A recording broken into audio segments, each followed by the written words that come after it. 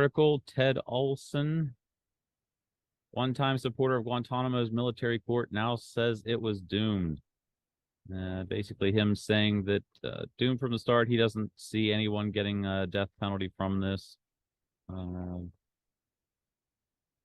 see. It's an open sore that needs to be resolved, said Olson, whose wife Barbara died on one of the hijacked planes. It can't go on forever. If these individuals are willing to plead guilty to criminal offenses against the laws of the United States and accept a sentence of life imprisonment without the possibility of parole, then we will get to the end of this, he said, and hopefully that will bring about the conclusion of this long, unending chapter.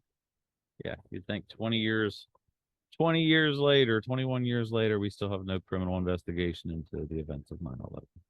So there you go. His wife was killed, and he's becoming more lenient on how they should be dealt with.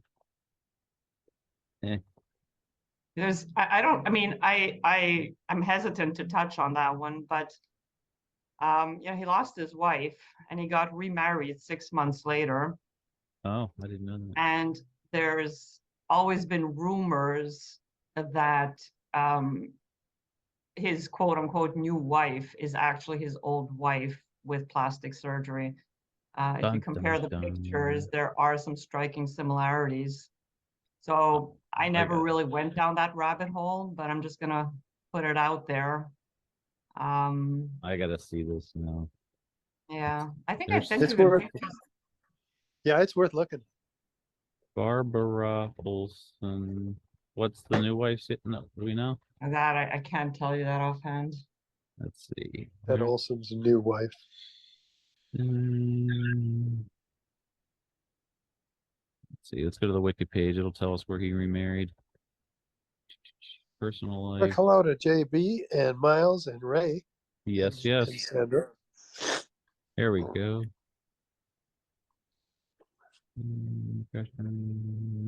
She died. Blah, blah, blah. And that's her name, Lady Evelyn Booth. Lady Evelyn Booth. Wow. She's a lady. Let's see what Lady Evelyn Booth looks like. Of course, they're not going to have any images. No, they will. Oh my. Well, right there you can see. Yeah, that's Yeah. There's some similarities. Yeah. There are some.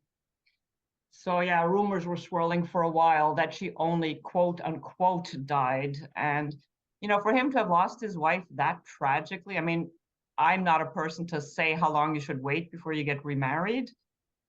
6 months after a divorce, maybe. 6 months after become a widower, that you remarry that quickly, that alone seems a little odd. But again, who am I to say? And it's possible. Well, it's out there. There it is. Thank you. This is what it's come down to now. Don't look into the latest revelations, the biggest revelations that we've had since the pen bomb investigation. Don't look into the additional attempted hijackings of September 13th. No, don't look into how CIA manages to conduct a secret operation with the Saudi intelligence GID regarding al-Qaeda hijackers and operatives inside the United States. No, look into a double named Lady Booth. This is the ridiculous nature of the 9/11 truth movement. Now, poor Sandra, right? She's stuck.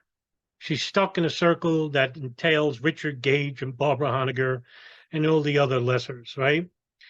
When it comes to actual truth, they rather not accept it. Accept the fact that, hey, planes were hijacked and the intelligence services either were facilitating behind it, allowing it to happen. No, to hell with hijackers, to hell with hijacked planes.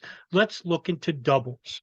Now, just to basically dismiss this very infantile theory that you propose, saying that, Lady Booth could really be Barbara Olson. I mean, I really heard some ridiculous theories in my time with the 9/11 scenarios over the years. One of them being from Phil Jahan and those people at Let's Roll forums, where they believe that the people jumping out of the towers were actually FBI agents throwing mannequins, and that the towers were actually empty and no one really died. Well, this one coming from Gene and Sandra really is, this one has to be up there. So who is Lady Booth? Well, if you go to the website Kentucky to the World, which is a grassroots movement, deals with the Commonwealth, you'll see a little bio that's written on March 16, 2016. Now, Ted Olson married Lady Booth 6 months after his wife, I think it was his third or second wife, Barbara Olson, that died on September 11, 2001 on Flight 77. It says here that Lady Booth is an attorney currently living in Virginia. She formerly practiced tax law in New York and Louisville, Kentucky, where she also co-founded Meridian Home Medical in 1995. Since 2009, Lady has been actively involved in a marriage equity movement and husband Ted from the start of the landmark party case challenging Proposition 8 in California. She earned her BS from the University of Kentucky, JD from Georgetown University Law Center, and an LLM law degree in taxation from NYU. None of those people had no idea that this was Barbara Olson. In fact, this woman was Barbara Olson in 1995. Right? Has all these people fooled. No, I'm not really Lady Olson. There's no such thing as Lady Booth. Right? Then when you go to the Ted Olson Lady Booth wedding, and you scroll down, you see there's Ted Olson, there's Lady Booth, right? That's the picture that they show, which bears no resemblance to Barbara Olson whatsoever, no matter what they told you. And then you come into her family members, right? Here, sisters. She has 2 sisters, by the way. There they are. No idea that they're related to Barbara Olson. All these people, no idea, none. It's actually Barbara Olson. No idea. What a huge conspiracy. Maybe we should get Richard Gage to look into it. While raising another, try to raise another $5,000 for his fictional film about his court case. Right? All these people had conspiracy. This 9/11 conspiracy, huge. This is what you have been relegated to. This is it. As a father. No idea, right? No idea that he's walking down Barbara Olson down the Jesus. It's not funny. It's embarrassing. The nerve of you to say that you're a truther. After this? And not only that, you basically got to, you basically were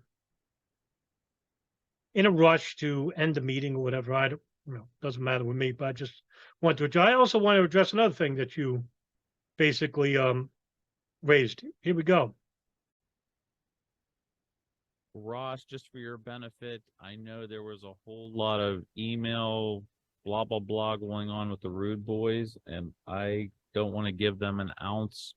The Rude Boys is what Gene Laratonda nicknames me, Nelson Martins, DJ Thermal Detonator, Sean Russell, Darren Harvey, because we're sometimes we're very abrasive to people like Barbara Honecker and Richard Gage. I'm not going to apologize for that. They're frauds. Of airtime. So I really just saw one message pop up that got through my filters, and I really don't care to address anything they have to say. Rightfully I so. would like to keep our chat in this show more towards news and activism and outreach, and really. Well, wait, okay, you read the news. Activism, you talk about, especially the news. You read something about the Canestraro files you mentioned, right? And said, well, I don't know what to make of it. Well, of course you don't, because you don't know anything about 9/11, really. You just stay at ground zero. And you have minimal information regarding that, too. You just repeat whatever Richard Gage tells you, right? So you basically are just a cheerleader at this point. Your activism, I could say you're an activist. You're a real activist. I can't say that for many people. I've seen it. So I don't, there's nothing I could say wrong about you regarding that. But let's be honest, Gene. I mean, like I said before, when I addressed Ross Muir about him saying to me that my entire geopolitical premise is supporting the official narrative and it's false. Well, here you are basically doing activism with what kind of message are you bringing? Besides that the towers came down by an unnatural scenario, whether it's improvised devices, thermite, nanothermite, super nanothermite, or like David Chandler says, a bomb in every floor almost, right? I had no problem with that. What I have a problem is when you say that, well, maybe Ted Olson's wife is still alive. And her name is Lady Booth. And that, Flight 3793, who cares about that? It's irrelevant. Imagine saying that, right? But here you are basically saying that, I don't care what these guys have to say, the Rude Boys or whatever, right? Which is fine. It's fine. But you entertain people like Ross Muir, Sandra Gelmy, who do, like Ross Muir did last week, said my whole geopolitical, all I said to him was in those emails, I said, look, Ross, show me where I'm wrong. We weren't even rude to him. Maybe Darren said some offhanded remark. But I wasn't. I said to Ross, I was very detailed in my response. I said, look, I'll listen to what you have to say. Where am I wrong? Because if I'm wrong, well, tell me where I'm wrong. So this way I can correct it. If it's, verifiable. But you just tell me I'm wrong doesn't mean anything. Here, let's keep Do playing. not give them time of day to be able to obfuscate and just infight. We just don't need it. Really don't. So, Yeah, no, I you completely should have said agree no. with that. I was hoping you wouldn't even have brought it up, but I didn't. I haven't opened any of that email chain either. good. I don't Figures. participate with those people anymore, and You never did. but I did notice that I got 26 responses, whatever they were saying. There was 26 back and forth. Yeah, that's So I'm wondering how I could have been that. It's pretty exciting and that interesting. I was like, wow, my very clear, simple statement really did. A clear, simple statement. You said I'm wrong. All my geopolitics is wrong, right? All information I'm posting is wrong. Writing, whatever, right? Everything's wrong. Even the podcast, whatever. Everything is wrong. How? I bet you've never seen one video of mine. How could you say I'm wrong? Because to Ross Muir and to people like Gene Laratonda and Sandra Gelmy and Richard Gage and Barbara Honegger and most of the people that commiserate with Gene Laratonda's WarRoom, there are no planers, no hijackers. When I say no planes, no hijackers, I'm saying that they don't believe that those planes were hijacked by hijackers. They believe maybe those planes were basically remote controlled drones, or that the planes are CGI. Some of these people actually believe that. Sandra Gelmy actually believes that plane parts were actually planted inside the Pentagon's walls in Wedge 1, and when a bomb went off, the plane debris actually exploded out into the lawn and inside.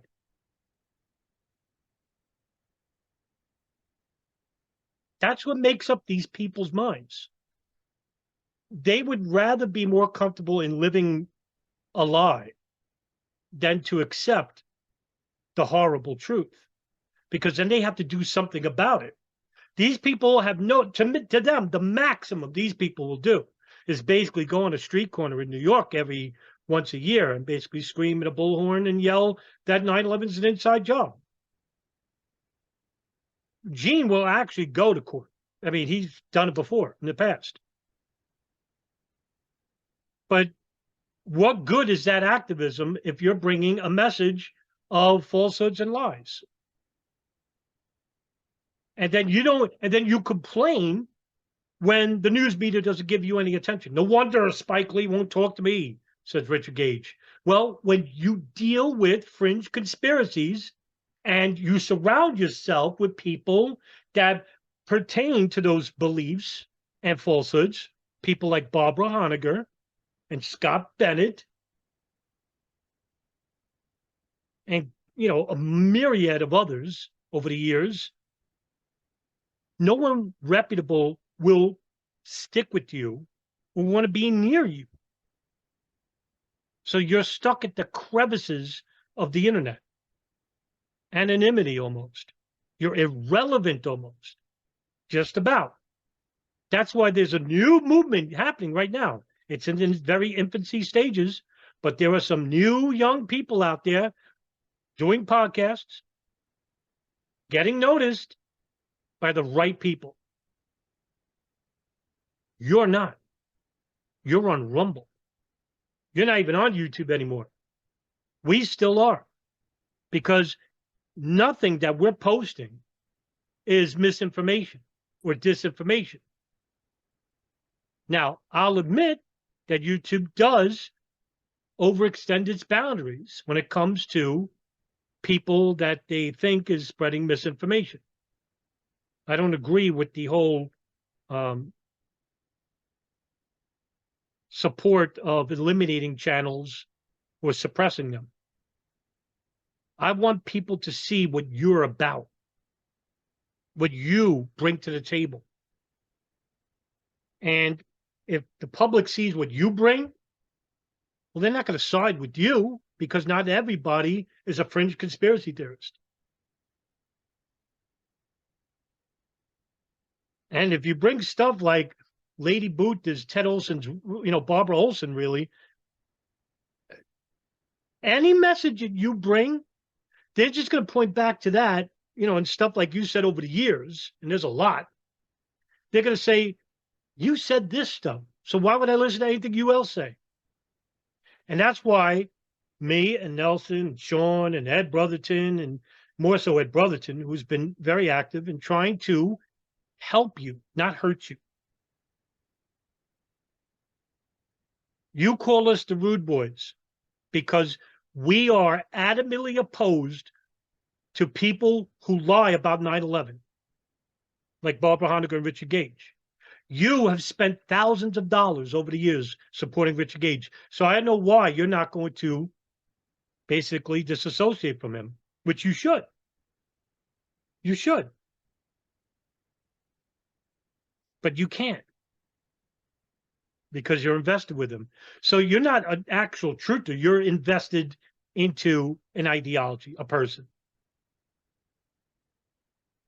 You may believe that you're part of 9/11 truth. You're not.